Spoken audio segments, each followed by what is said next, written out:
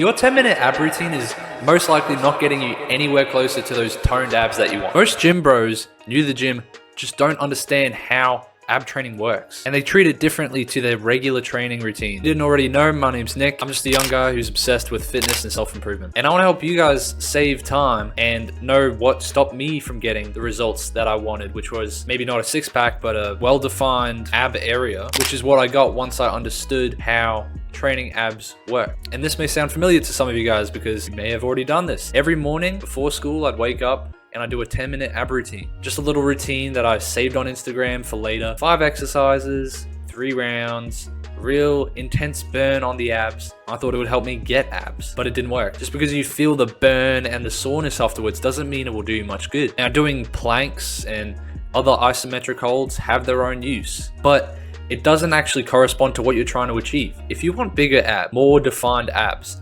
doing planks won't serve you at all.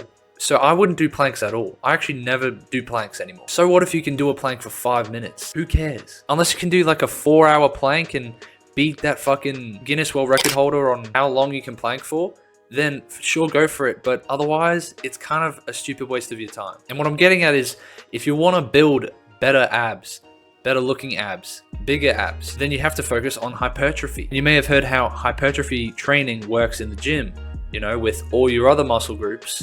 Well, it's the same with abs. Train that body part intensely in the 5 to 30 rep range with load. Yeah, you actually have to do that for abs as well. It means treating your abs like any other muscle, like your back, your biceps. Now think of it this way. If I did 5 rounds, circuit rounds of 50 light rack pulls to build a bigger back, would you think I'd be making a good use of my time to build my back? When you want to build ab muscle, these are the key things that you need to focus on. Load weight onto each of these exercises, and I'll give some example exercises later on. Perform each rep slow and controlled. Make sure that it is the ab muscle that is actually contracting and stretching rather than just the hip flexors. And progressively overload over time. This means if you're doing sit-ups with no weight, then next time add a 5 kg plate to it, and the week after make it 10 kg, and so on. But honestly, the fitness space got invaded by so many morning ab routines. So hot take, if you're lifting weights in the gym, then you can also spend that time in the gym to build your abs. You don't need to do your abs at home and then the rest of your body at the gym. Just do it all at the gym. Now, you don't have to do abs every time, maybe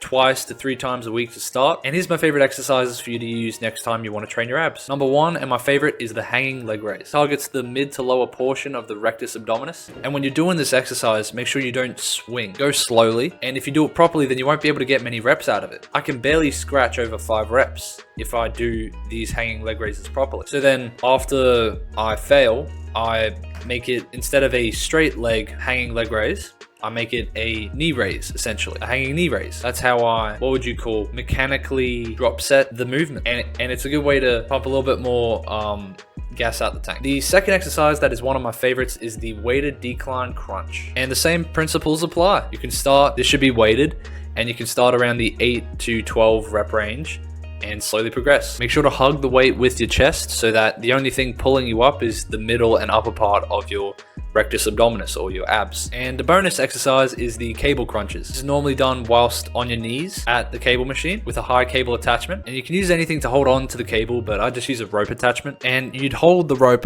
on the back of your head and you start arching your back up to stretch your core and then crunch back down. 2 to 4 sets with each exercise, 3 to 4 days a week. You'll definitely see some intense DOMs around the midsection, and you'll see some intense ab gains. So I hope after learning this that you can no longer be the freaking Joe Schmo in the yoga room pulling out some freaking Russian twists and all that shit, you know, supersetted with 30-second planks, and now you'll be acting like a proper gym bro. Congrats. The last thing I want to mention though is that although this is an important part of, you know, building your aesthetic body parts, it is almost impossible to see the results of your ab training unless you're a low and lean body fat percentage. So this would be 10 to 15% for men and 15 to 20% for women. At the end of the day, the dieting portion is the most important part. And if you have any questions or striking conversations, let me know in the comments. I'm Nick Steep. I'll see you in the next one. Peace.